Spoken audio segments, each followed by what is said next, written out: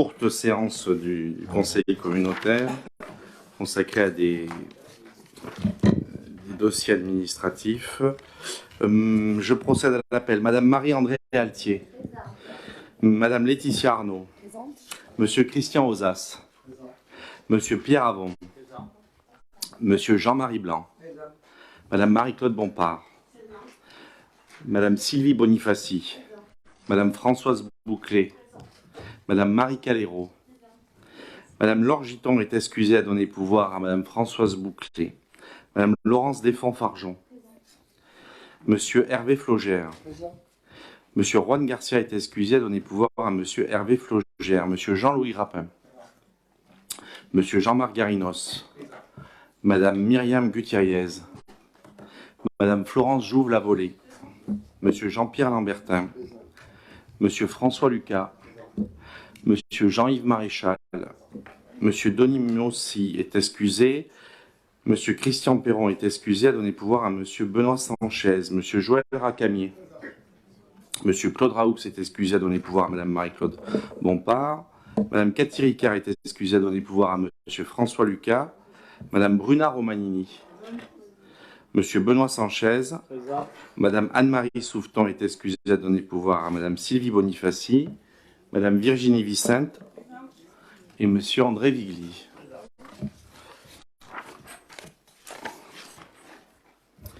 La première question concerne le secrétariat de séance. Conformément au Code général des collectivités territoriales, il est proposé à l'Assemblée de désigner notre secrétaire de séance. Il est proposé Madame Laurence Desfonds-Fargeon, qui s'abstient.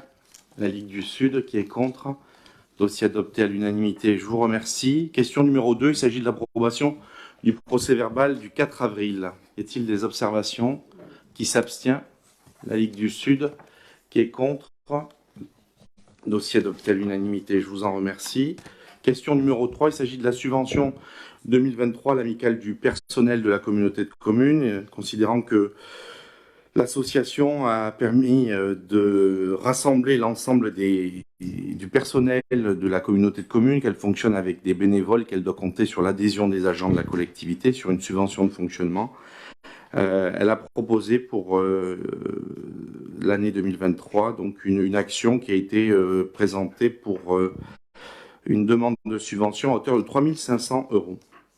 Il vous est donc proposé, chers collègues, d'attribuer une subvention de 3 500 € à l'association de l'amicale du personnel pour l'année 2023 et de m'autoriser à signer tout acte si rapportant. Est-ce qu'il y a des questions? Qui s'abstient? Qui est contre? Dossier adopté à l'unanimité. Je vous en remercie. Question numéro 4.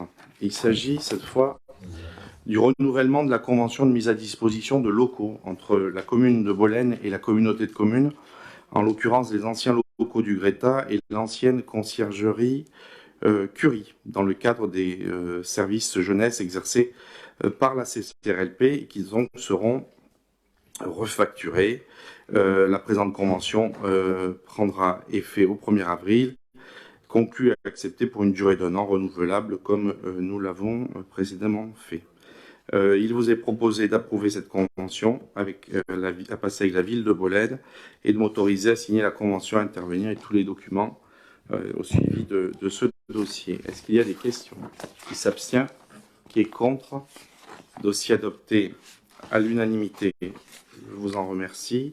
Question suivante, il s'agit des questions liées au développement économique. Et la première, rapport numéro 5, c'est sur le partenariat entre la Chambre de commerce et d'industrie de Vaucluse et la communauté de communes Rhône-Lez-Provence. Madame Desfonds-Fargeon, vous avez la parole. Bonsoir. Donc, il s'agit de formaliser effectivement le travail de partenariat qui est mené entre la CCI et la CCRLP, donc dans le cadre d'une convention qui va porter sur la réalisation et la mise en œuvre d'actions communes et entrer à l'accompagnement des porteurs de projets, à la coordination des services de la CCI et de la CCRLP, à la redynamisation des centres-villes, centres-bourgs du territoire et au soutien aux activités de proximité, à l'accompagnement également des structures touristiques dans leur développement et enfin à l'organisation de permanences de la CCI dans des locaux mis à disposition par la CCRLP. Je rappelle que cette convention est conclue à titre gracieux et que si des opérations particulières devaient être menées, elle ferait l'objet donc de devis spécifiques. Le Conseil communautaire est donc invité à approuver les termes de la convention de partenariat entre la communauté de communes Rhône-Lez-Provence et la Chambre du commerce et de l'industrie de Vaucluse et d'autoriser le président à signer l'ensemble des documents s'y rapportant. Merci. Y a-t-il des questions? Qui s'abstient? Qui est contre? Dossier adopté à l'unanimité. Je vous remercie. Le rapport numéro 6 s'agit d'une subvention pour l'association des commerçants de Bolène, Bolène Active, pour l'année 2023. Madame Desfonds-Fargeon. Donc, il s'agit effectivement d'accorder une subvention de fonctionnement à l'association de commerçants Bolène Active.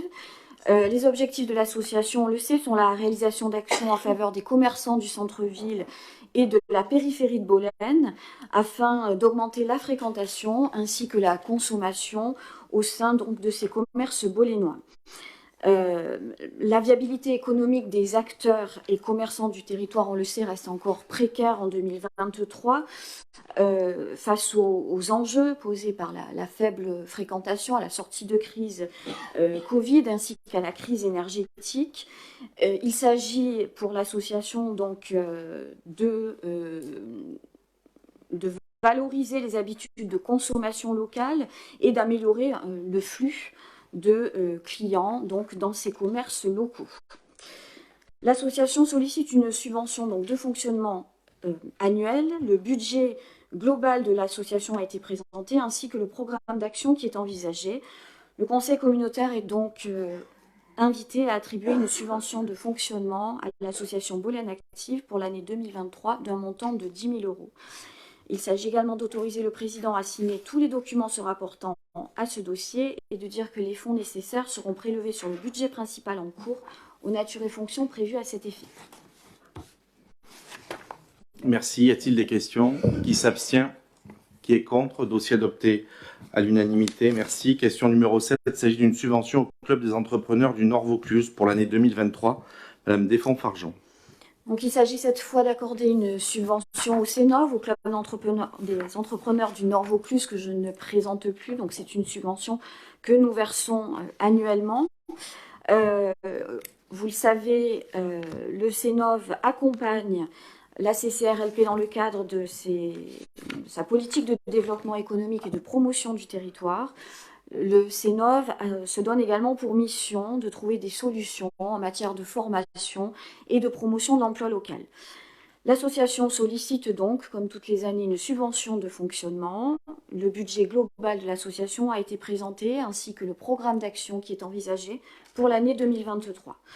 Le conseil communautaire est donc invité à attribuer une subvention de fonctionnement à l'association CENOV pour l'année 2023 pour un montant de 12 000 €, d'autoriser le président à signer tous les documents se rapportant à ce dossier et de dire que les fonds nécessaires seront prélevés au budget principal en cours aux natures et fonctions prévues à cet effet. Merci. Y a-t-il des questions? Qui s'abstient? Qui est contre? Dossier adopté à l'unanimité. Je vous remercie.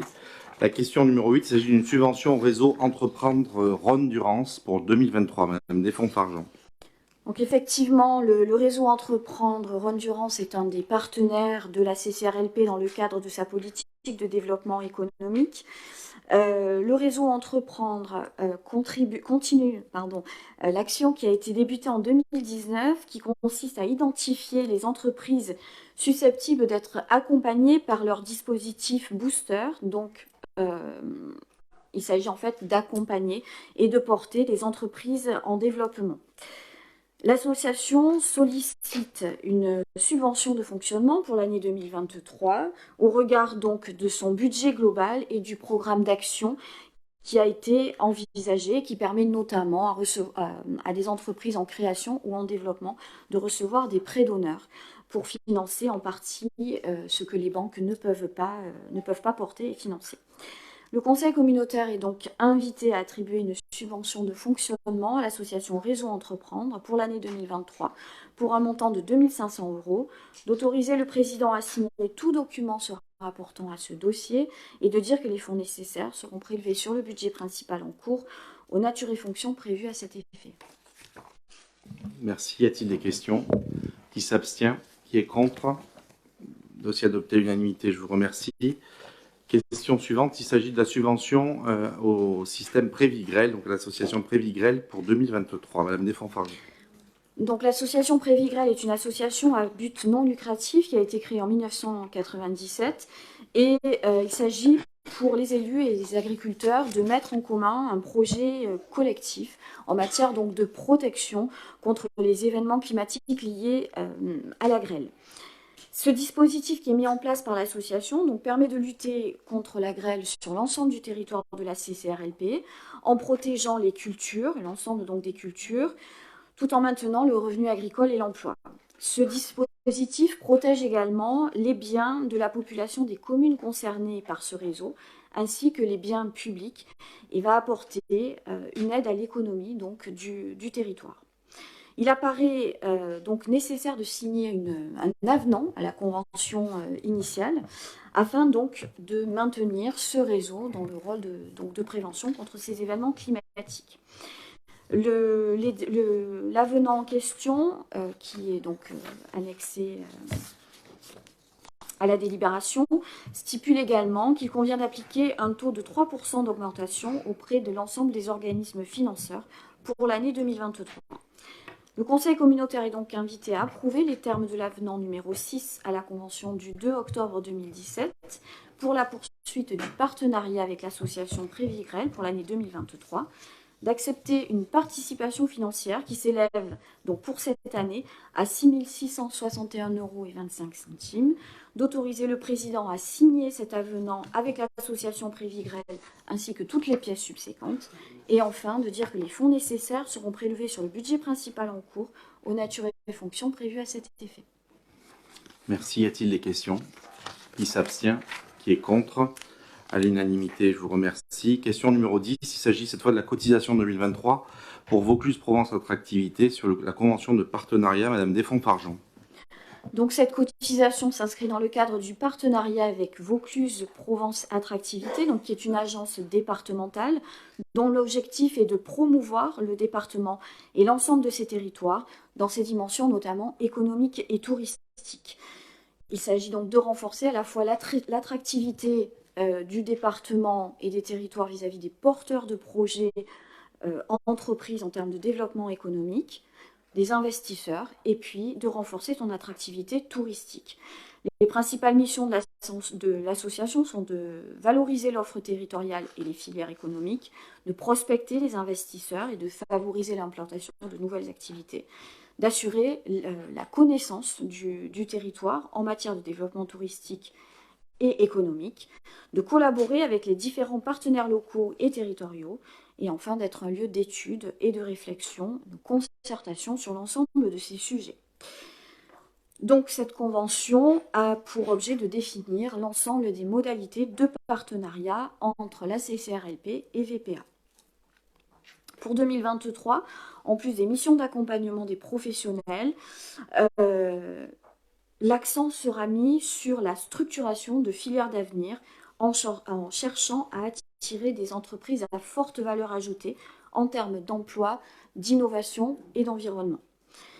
Une campagne de communication nationale sera également mise en œuvre afin de renforcer la notoriété du Vaucluse auprès des porteurs de projets.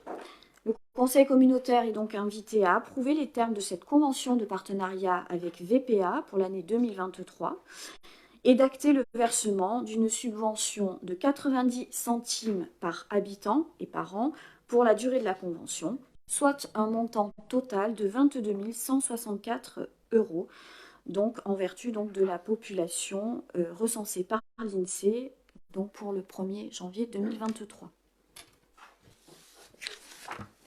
Merci. Oui, pardon. Il convient également d'autoriser Monsieur le Président à signer la convention, à intervenir et tous les documents nécessaires au suivi de ce dossier, et de dire que les fonds nécessaires seront prélevés pour moitié sur le budget principal et pour l'autre moitié sur le budget annexe de l'Office de tourisme intercommunal en cours aux natures et fonctions prévues à cet effet. Merci. Y a-t-il des questions? Qui s'abstient? Qui est contre? Dossier adopté à l'unanimité. Je vous remercie. Question numéro 11. Il s'agit Une convention de gestion des équipements de l'enseignement préélémentaire et élémentaire reconnus d'intérêt communautaire avec la commune de Bolène. Il convient de mettre en place une coopération entre les communes et les communautés de communes, comme ça a pu être déjà le cas par le passé avec certaines communes, et on retrouvera d'ailleurs d'autres délibérations des conventions de gestion de ce type, d'approuver les termes de la convention de gestion annexée à cette délibération et de m'autoriser à signer l'ensemble des actes et documents si rapportants. Est-ce qu'il y a des questions? Qui s'abstient? Qui est contre? Dossier adopté à l'unanimité. Je vous remercie. La question numéro 12, il s'agit du renouvellement de la convention de gestion des équipements avec la commune de Mondragon. Donc qui prendra certainement fin au 1er octobre, et c'est pour ça que vous avez proposé d'élaborer la convention de gestion à compter du 1er octobre 2023, d'approuver les termes du renouvellement de la convention et de m'autoriser à signer l'ensemble des actes et documents s'y rapportant. Vous avez toutes les modalités à la fois de remboursement et des missions des communes dans la convention de gestion. Est-ce qu'il y a des questions? Qui s'abstient? Qui est contre? Dossier adopté à l'unanimité. Je vous en remercie. Question 13. Il s'agit cette fois d'une convention de gestion pour l'exercice de la compétence liée à l'entretien des voiries communautaires. Sur les termes de la convention de gestion, il est proposé d'élaborer des conventions de gestion visant à préciser les conditions dans lesquelles les communes assureront à titre transitoire la gestion de l'entretien des voiries communautaires et entre en vigueur au 1er juin de cette année pour se terminer le 31 août 2024, d'approuver les termes de la convention et de m'autoriser à signer cette convention ainsi que toutes les pièces subséquentes. Il s'agit de la voirie donc, de cette route RD 204A qui a été ajoutée lors d'une précédente délibération, et les modalités sont indiquées à l'article 5 des modalités financières de cette convention de gestion. Est-ce qu'il y a des questions? Qui s'abstient? Qui est contre? Dossier adopté à l'unanimité. Je vous en remercie. La question 14, il s'agit cette fois de la convention de gestion des voiries communautaires et la commune de Bolène sur l'ensemble des voiries qui ont été transférées. Il est proposé donc d'approuver les termes de la convention de gestion des services pour l'entretien des voiries communautaires, comme nous venons de le faire pour la commune de La Palud, avec celle de Bolène, et de m'autoriser à signer cette convention ainsi que toutes les pièces subséquentes à ce dossier. Est-ce qu'il y a des questions? Qui s'abstient? Qui est contre? Dossier adopté à l'unanimité. Je vous en remercie. Enfin, la question liée aux obligations d'emploi de travailleurs handicapés. C'est une déclaration annuelle 2022 dont nous avons obtenu les chiffres. Vous le savez que depuis 1987, tout employeur public, dès lors qu'il emploie 20 personnes, est soumis au respect de l'obligation d'emploi de travailleurs handicapés. Cette obligation d'emploi à l'égard des travailleurs handicapés fixe un taux minimal d'emploi de ces personnes égal à 6% de l'effectif total concerné. Et le non-respect de l'obligation d'emploi est sanctionné par le biais du versement d'une contribution à un fonds de financement. Il résulte de la déclaration annuelle obligatoire établie par la communauté de communes au titre de l'année 2022 que la collectivité respecte cette obligation d'emploi avec un pourcentage de 11,45%. Il est donc le conseil communautaire est donc invité à acter que la collectivité remplit les obligations légales d'emploi de travailleurs handicapés. Je ne sais pas si ça fait l'objet d'un vote. Non, c'est juste une information pour prendre acte. Voilà, chers collègues, la séance du conseil communautaire du 16 mai est terminée. Et la prochaine séance aura lieu le 13 juin.